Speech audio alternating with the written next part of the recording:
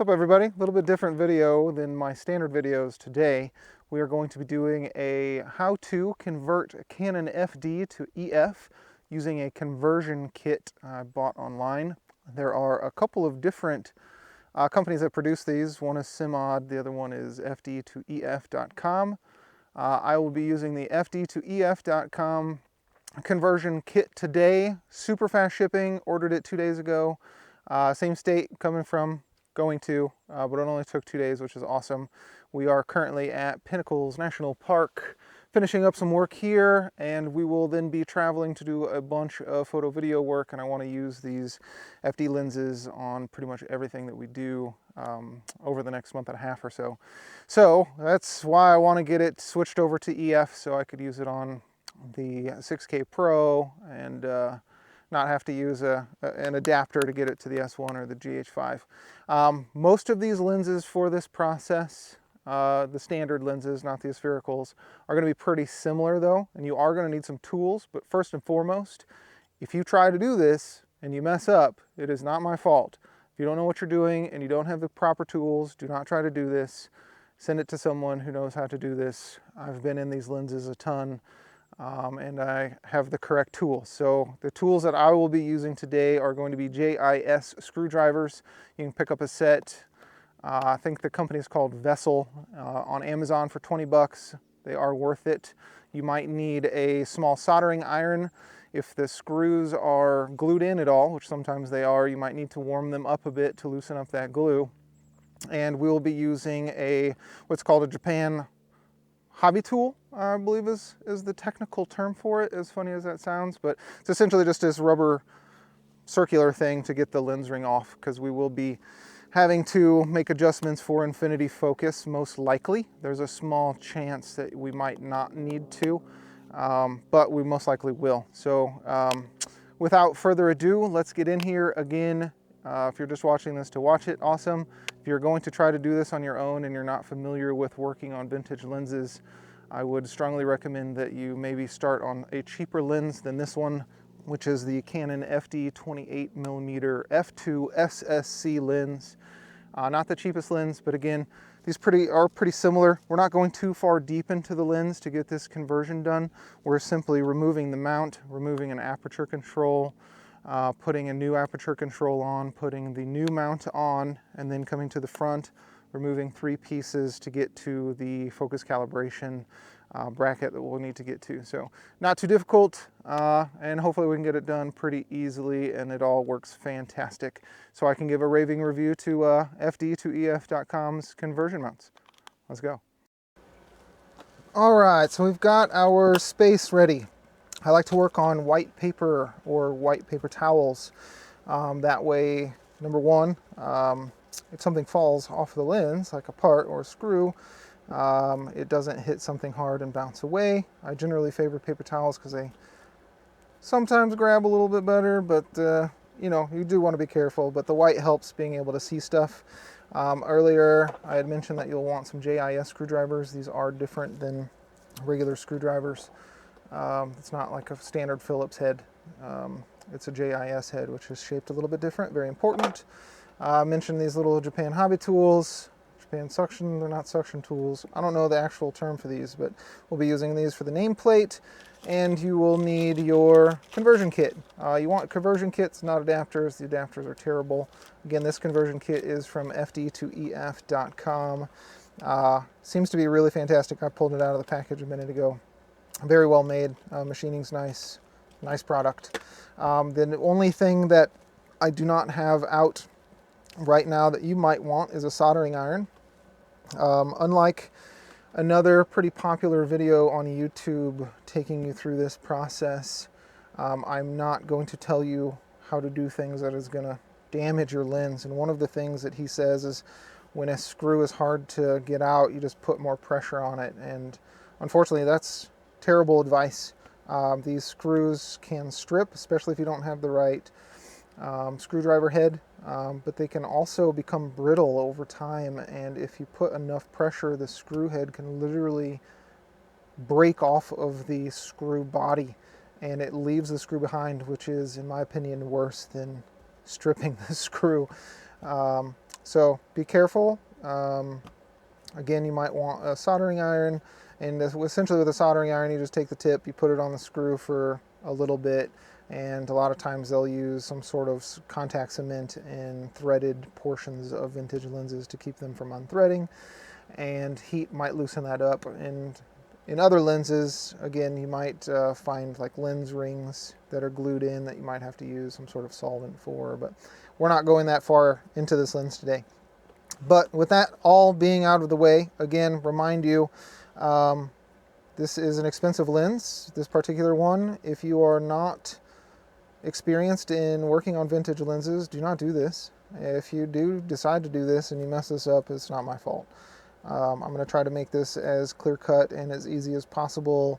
I've been in a lot of these lenses a lot of times, so there are a few things that you can do that make things significantly easier. But first step is we're going to change the mount.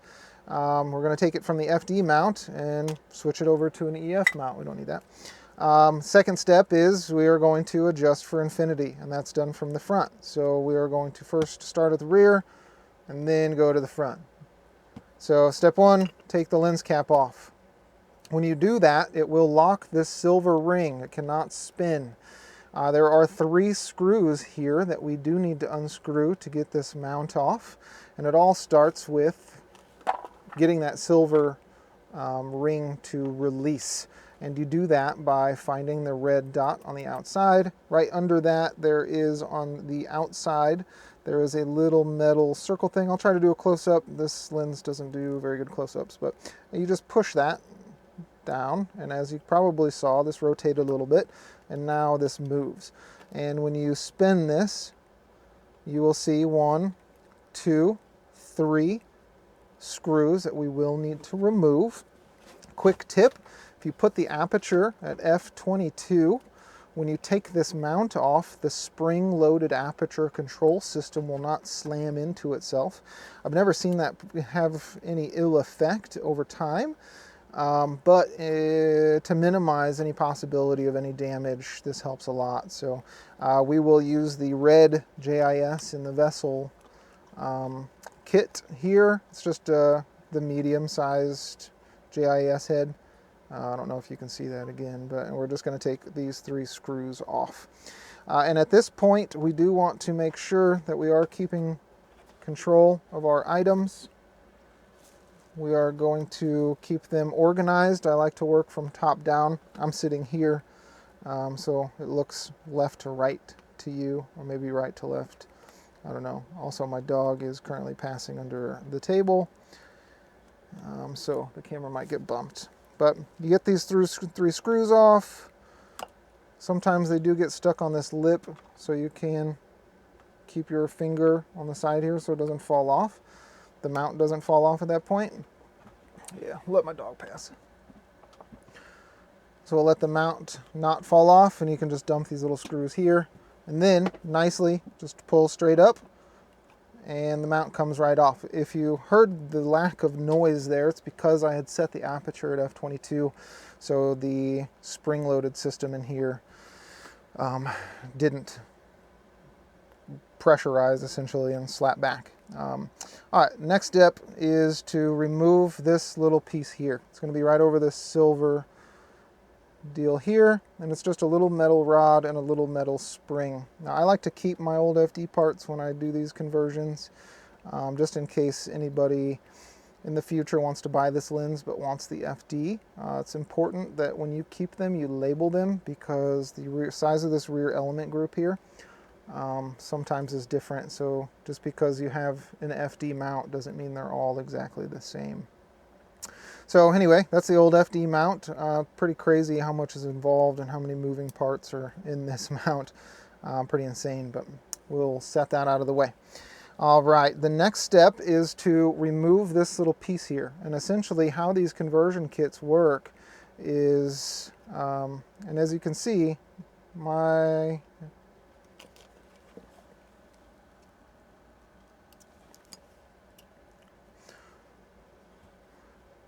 So as you can see, how these kind of work is this part of your mount, this little metal tab, sticks out and goes into these little goalposts. So when this lens is mounted to a camera and you move the aperture ring, we're just gonna take this off real quick, just my lens cap, we're not gonna need that anyway. But if you can see that this, as you spin your aperture, opens and closes this. Now, there might be a chance that when you opened your lens, this popped over there. Okay, so you can't get it back to this part. You can't get the goalposts back to this little thing that sticks out. And there's just this little thing in here you got to move out of the way, and then you can push the goalpost back.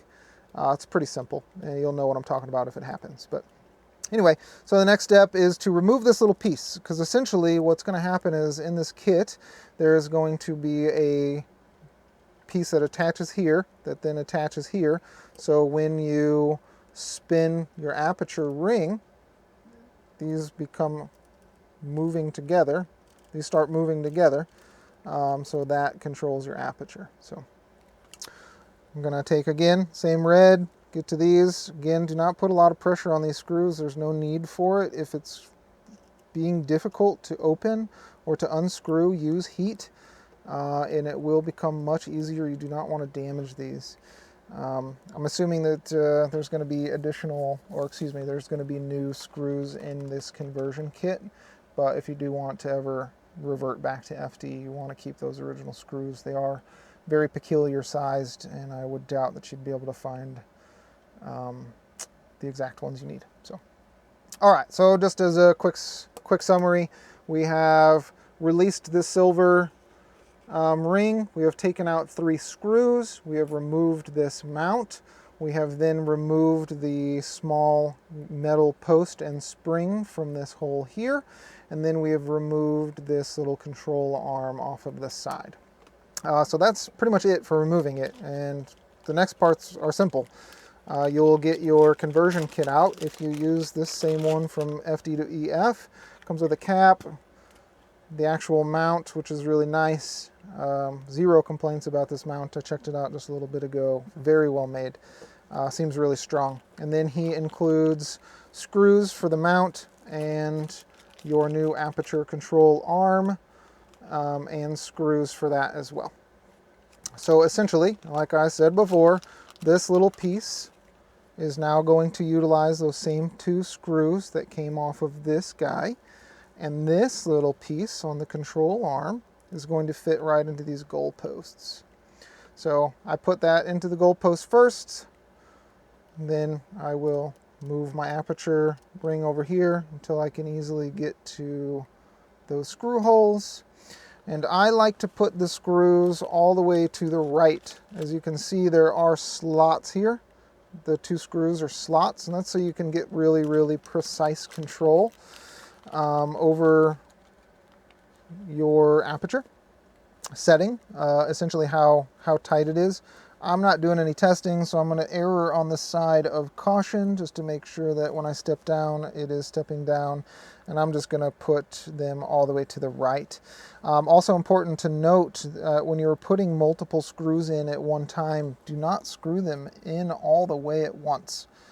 So screw one in a little, just so the thread catches, and then screw the other one in a little, so then you can come in and make that adjustment. I'm actually going to go and check here.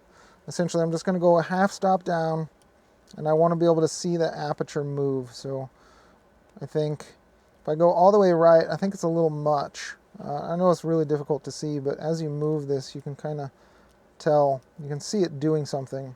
And a half stop is not much. So I want to see the aperture blades come out, but I don't want to see them come out a ton, essentially. So I'm just going to move that there, and I'm going to tighten this in, and we're moving and grooving. You do not want to tighten these down too tight. I'm assuming this is some sort of composite plastic of some sort. There's no reason for you to tighten these super tight. If you tighten them or over tighten them, you could probably crack that, so don't do that. So now as we change the aperture ring, now this grabs the goalposts, And our aperture is moving and grooving. I'm not declicking this. I don't like declicking. There's other videos on how to declick these. It's really simple, but I'm not doing that today. So, all right, next step is to get your screws out for the new mount and prepare those for installation. Get your new mount. Now, the 3 screws that we screwed out earlier from the original mount, they are not equidistant apart. So you will have to figure out where these go on here. They don't line up perfectly. So put that on, make sure they line up, good to go. I like to make sure at this point that there's no gaps between the mount and the lens body. Generally, if it's this lens or other lenses as well, specifically other lenses, especially like some of these OMs that I've been working on, there's a lot of little springs, and some of the cheaper FDs have these springs, and sometimes when you're going to put a mount back on, you'll see kind of like, you know, a space there, and it essentially indicates that something is getting squished. You don't want to tighten that down because you could break it. So I've made sure that there's no gaps. Again, we're going to start the screws, not screw them in all the way though. So I've got that one started.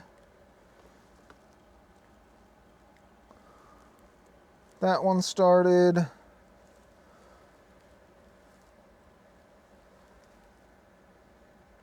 And the third one started, so now we can start tightening them in. And again, you don't need to screw these in, you know, with a lot of force, just until they're tight.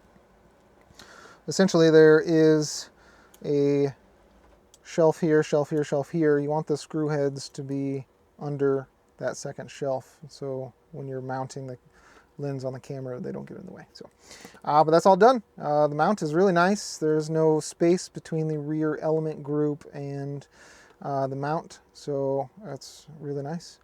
Next, we need to prepare for our infinity adjustment.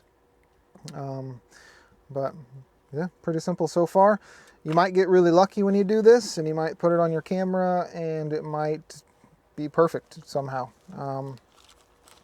Might not be though. So we'll go through that. It is time to pull out the Japan hobby tool. It's just rubber circles, and it just makes contact with this nameplate. So we can push down and unscrew it instead of harming it. So figure out the size you need, push on there, and just push and unscrew. A lot of people use all sorts of things to do this step, but these tools are oftentimes super cheap and they last forever. I think these little hobby tools, these little rubber things, are like 15 bucks. I've had this set for nearly a decade, and I've not had any issue with them. So get the right tools and your life will be much easier. So, all right, and that's your front nameplate. I like to, when I remove these, again, we'll move this old mount stuff out of the way. I like to start here and work down. I also like to face everything up when I'm taking it apart. So we've got the nameplate off, which exposes 3 screws, and those 3 screws essentially just hold this front piece in. So we will unscrew 1, unscrew 2, unscrew 3, and we will remove this guy. And boom. And I always like to put the screws in the circular part of whatever I took off. So the next step is to take off this part of the lens here, the kind of the focus ring. And there are 3 screws in here. It's important to note that there are little washers with these screws. The screws are pressure holding this into place with those little washers. They are important. So when you take these out, be careful not to lose them. Again, they are important. So got 1. And they are very small. 2 and 3. We'll take this off and make sure that they're all there. 1, 2, 3. This little washer came off. You can see how small that is. But anyway, that's as far as we really need to go. So essentially, as you spin your focus ring, it spins this helicoid. And as you can see, this little metal bar prevents it from going past this side on the infinity side, and it prevents it from going past this side on the close focus side. And as you can see, this little metal bar has 3 screws in it. It's got a long slot in the middle. Usually infinity adjustments don't require too much movement of this, but what I like to do is take out the leftmost screw, because generally what we're going to have to do is spin this additional spin this more than what it's currently spinning. So you want to unscrew the screw that allows for this little bar to move that way, which on mine is going to be this screw here. And we'll put that right there. And then I just like to loosen these. I don't want to take them out all the way, because anytime you can minimize the possibility of losing stuff is good. So now that those are loose, this little bar moves. So now you can put this on your camera, go outside and find it where infinity is. And when you find where infinity is, lock these 2 screws down with this bar all the way over to this side here. And you just tighten those up and then go backwards. You put this 3rd screw back in there. You put your focus ring, external focus ring back on here. You find this little orange line and you put it right in the middle of infinity or wherever you want to put it. I do astrophotography a lot, so I typically set this lens or my lenses slightly past infinity so I can get to the stars. You don't ever need to do that though. You can just focus on something a few hundred feet away and you'll be fine. And you can sit it right in the middle of infinity, whatever you want. Again, these 3 screws to hold this in do utilize washers. You just take those, put those back in, then you put this piece, put those 3 screws back in, put your nameplate on. You're all done. If you have any questions, comments, concerns, anything of that sort, leave them below. I do try to answer these. I have got to go get my infinity setting done real quick and make sure it's all good. But anyway, yeah, really nice kit, really easy to do. Hopefully this video has been helpful. Hopefully you haven't lost anything along the way. If you have, sucks to be you, because a lot of these parts are really hard to find, and I tried to warn you. So, goodbye.